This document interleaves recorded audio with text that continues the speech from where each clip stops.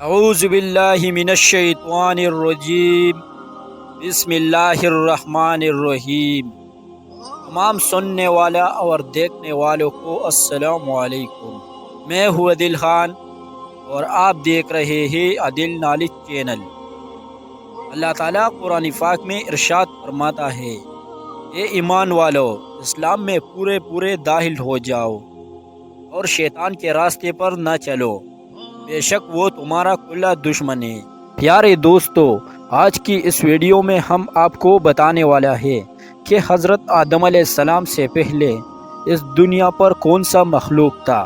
تو چلیے ویڈیو شروع کرنے سے پہلے آپ سب سے گزارش ہے کہ آپ نے ابھی تک ہمارا یوٹیوب چینل سبسکرائب نہیں کی تو چینل کو سبسکرائب کیجیے، شکریہ۔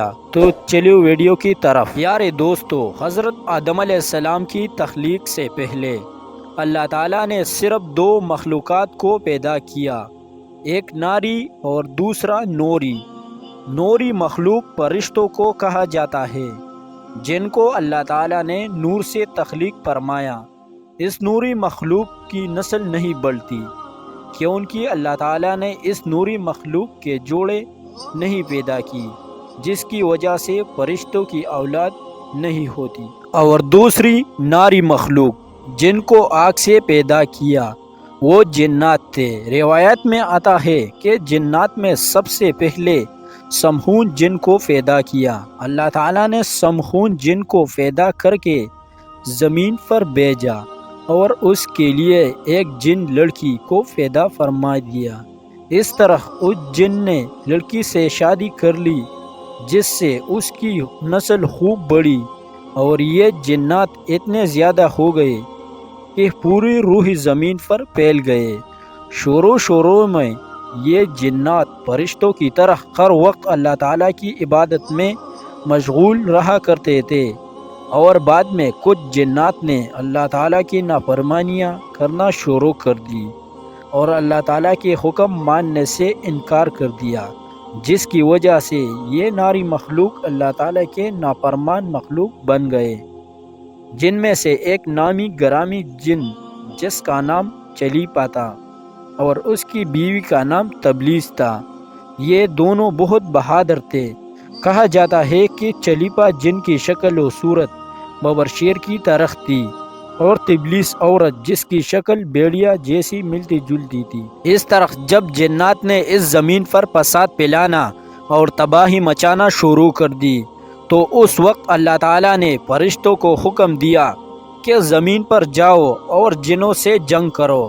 اس طرح جب جنات اللہ تعالیٰ کی نافرمانیاں کرنے لگے اور زمین میں فتنہ فساد کی تو فرشتے اللہ تعالیٰ کے حکم سے زمین پر اترے۔ ان فرشتوں نے جنوں سے کہا کہ اللہ تعالیٰ نے حکم دیا کہ زمین میں امن و امان سے زندگی بسر کرے، لیکن جنات نے فرشتوں کی بات ماننے سے انکار کر دیا، جس کی وجہ سے جنات اور فرشتوں کے درمیان بہت بڑی جنگ ہوئی، اور اس خوفناک جنگ میں عزازیل کے والدین یعنی چلیپا اور تبلیس نے بھی شرکت کی۔ اس جنگ میں اللہ تعالیٰ کے فرشتے جنات پر غالب آئے۔ اس جنگ کے اندر بہت سارے جنات مارے گئے، جن میں عزازیل کے والدین بھی شامل تھے، اور باقی سرکش جنات اللہ تعالیٰ کے حکم کے مطابق قید کر لیا گیا۔ ان قیدیوں میں عزازیل بھی شامل تھا۔ فرشتے ان جب جنات کو قید کر کے آسمانوں کی طرف لے گئے تو شیطان بھی ان قیدیوں کے ساتھ آسمان پر چلا گیا۔ اس طرح جب عزازیل فرشتے کے ساتھ آسمان پر چلا گیا تو فرشتوں کو حکم ملا کہ عزازیل کی بہترین تربیت کی جائے۔ فرشتوں نے عزازیل کو بہترین طریقوں سے آگاہ کیا، جس کی وجہ سے عزازیل اللہ تعالیٰ کا ایک عبادت گزار بندہ بن گیا۔ اس طرح عزازیل نے اللہ تعالیٰ کی عبادت کرنا شروع کر دیا۔ اس دوران عزازیل بہت قابل اور عقلمند بن گیا۔ اس کے پاس بہت زیادہ علم آ گیا۔ اس وقت اللہ تعالیٰ نے عزازیل کو فرشتوں پر استاذ مقرر کیا۔ عزازیل فرشتوں کو تعلیم و تربیت دینے لگا، اور فرشتے عزازیل کے پاس آتے تھے اور علم حاصل کرتے ہیں۔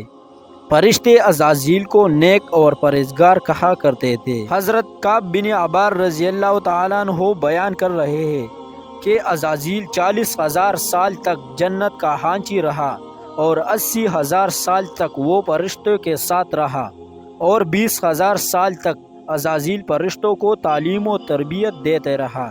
اس کا مقام اللہ تعالیٰ کی بارگاہ میں اتنا زیادہ ہو گیا کہ اللہ تعالیٰ کے سب سے مقرب فرشتے حضرت جبرائیل علیہ السلام، حضرت میکائیل علیہ السلام، حضرت اسرافیل علیہ السلام اور حضرت اسرائیل علیہ السلام بھی عزازیل سے تعلیم و تربیت حاصل کیا کرتے تھے۔